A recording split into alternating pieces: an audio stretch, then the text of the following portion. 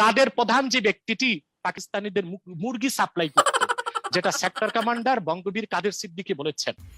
এখন একদিকে সে মুক্তিযুদ্ধের পক্ষে কথা বলে, আরেকদিকে মুক্তিযোদ্ধার হত্যাকারী পাকিস্তানিদেরকে দেশি মুরগি সাপ্লাই করে এনার্জি ক্রিয়েট করছে।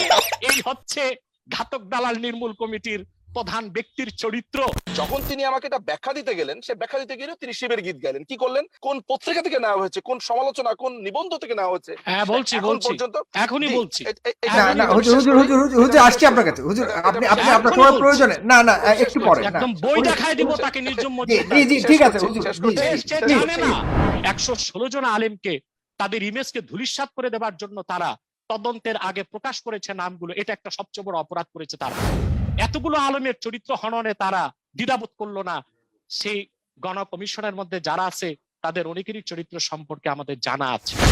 হঠাৎ করে একটি ভুইফোর সংগঠন, যেটা ঘাদানিকের পৃষ্ঠপোষকতায় সৃষ্ট, তারা হঠাৎ করে আলেম ওলামার মধ্যে দুর্নীতি কিভাবে খুঁজে পেলেন? 116 জনকে আমরা কিভাবে খুঁজে পেলাম, তাই তো?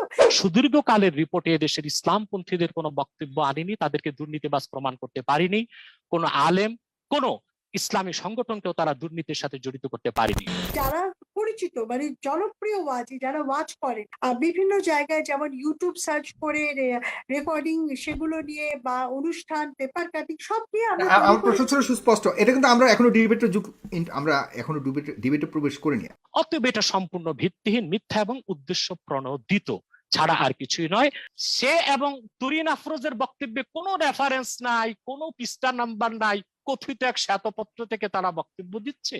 এখন প্রশ্ন হচ্ছে, ব্যক্তিগত আক্রোশটা কেন করতে যাচ্ছি? 116 জন আলেমকে তাদের ইমেজকে ধূলিসাৎ করে দেওয়ার জন্য তারা তদন্তের আগে প্রকাশ করেছে নামগুলো। এটা একটা সবচেয়ে বড় অপরাধ করেছে।